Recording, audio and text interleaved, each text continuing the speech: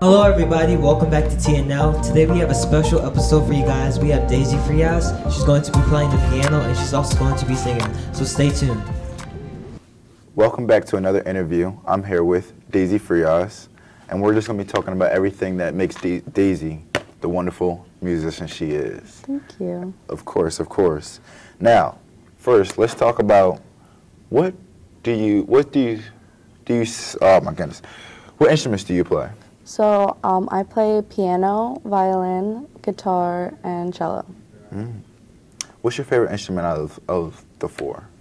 I would say piano because it's what I've been playing the longest. Okay. What instrument did you pick up the latest, actually? I picked up cello the latest. I started playing it sophomore year here, and I self-taught myself for our winter concert. Oh. Well, who taught you how to play piano? I had an old piano teacher. His name was Mr. Madonna. He's passed away, sadly. But yeah, I started taking classes with him when I was 8 years old. Okay. What's your favorite thing to play on the piano? I play a lot of classical music, so classical is definitely my strength. Okay. Well, what made you want to start doing all these instruments and starting to play, go into music?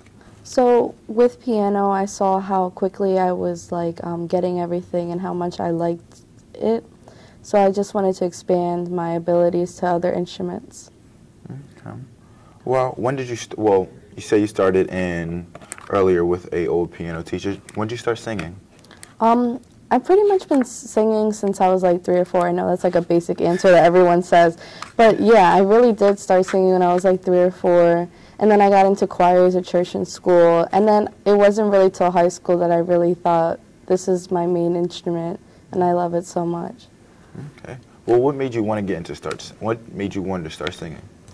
So, like I said, coming to the high school, choir is completely different than it is at middle school, more harder music. And Miss Danoff has really pushed me and told me, hey, go take some vocal lessons and you'll see how much better you can get. You said Miss Danoff. Is Miss Danoff like your favorite teacher or something? Yeah, I would say Miss Danoff has to be my favorite teacher. She's pushed me so much throughout my 4 years here, and I've gotten better as a musician because of her. Okay. Well, besides Miss Danoff pushing you, is there any other inspiration or motivation to why you want to start music? I would have to say my family, just because I came from such a musical background. I have a lot of cousins that play instruments, and my grandpa, I think, being my biggest inspiration. He plays guitar and he sings in our church choir, and he just he inspires me a lot. Do you guys ever just get together, all at the family reunions, and just play all out and just go all at it? No, yeah, definitely. During the summer, my cousins will come over. We'll bring our guitars, the bass, and we'll just start singing, playing. It's great. Well, you were talking about the choir. How long have you been singing in the choir? So school choirs, I've been singing since middle school, and in church, I've been in choir since I was probably, I want to say 10 or something. Okay. Have you ever got a solo in the church choir?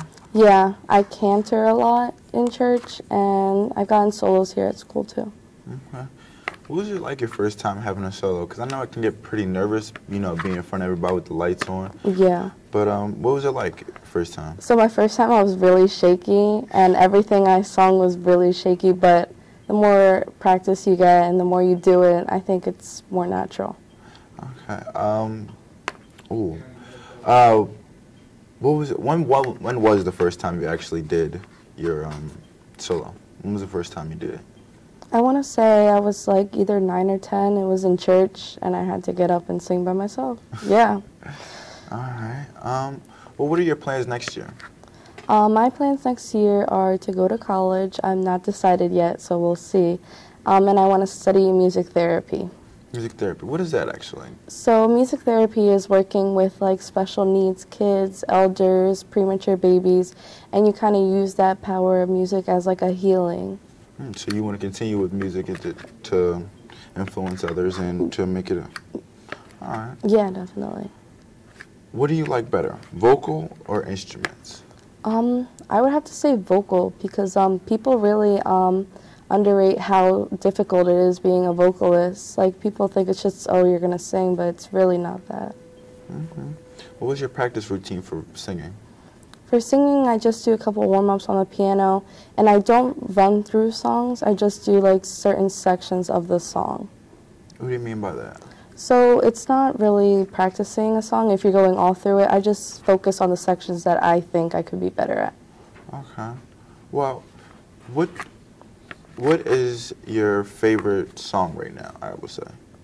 Like classical or just anything? Any song. So if you wanted to listen to some music, what song would you put on first? I don't know. I'm heavily influenced by Queen. I've always loved Freddie Mercury, so if I could hear anything, I would listen to Queen right now. All right. Well, so I'm guessing that's your favorite artist. Yeah. Your favorite artist of all time? Yeah, definitely. What's your favorite classical song then? Classical artists, I like a lot of Debussy. WC? Yeah, he's a composer, so he writes more piano music than he does vocal music. Okay. Has your ethnicity ever affected or talked about your music, or just influenced your music in any type of way? I think definitely. I like more of that mariachi sound, like that early style of Mexican music, I guess you could say. I don't really listen to like all the popular songs that most kids are listening to right now. I like listening to that older stuff and those like classical singers. Okay. What's an interesting fact I would say about yourself to where your musical career can be known for your musical career? Well, I would just say my musical career almost really didn't happen because when I was like 8, I had this thyroid condition that I needed to get treated, and one of the scary things was, oh, when we do your surgery, we might like touch your vocal cords in the process, and it might like what's it called, like they might like hurt them or damage them in some way, and I wouldn't be able to sing or talk. Well, how was that process going? Like, I know that has to be a very scary feeling, and very emotional to hear that you may be not able to sing anymore. So like, walk me through like how you think that was, or what your thought process was at the time. Yeah, being 8, it was like a lot to take in, and but I was just praying and hoping for the best, and everything's fine now. So. Okay. That's great to hear, and it's great that your vocal cords are still working and still in perfect condition. Yeah. Well, do you have any advice for the younger viewers, or just anybody that's a younger performer, to where it will help them out in a beneficiary for the long run? I just want to say, I think it doesn't really matter like where you come from or what school you go to. Like, as long as you practice and you put effort into it, like you can really do anything in any aspect, like not just music. That is great to hear. Is there anything else that you would like to say before we head on out? No, that's it. Well, I'm here with Daisy Frias, and this was a great interview and learning about Daisy and the wonderfulness of who she is. We will see you next week, or we're off to her performing. We'll see you next week.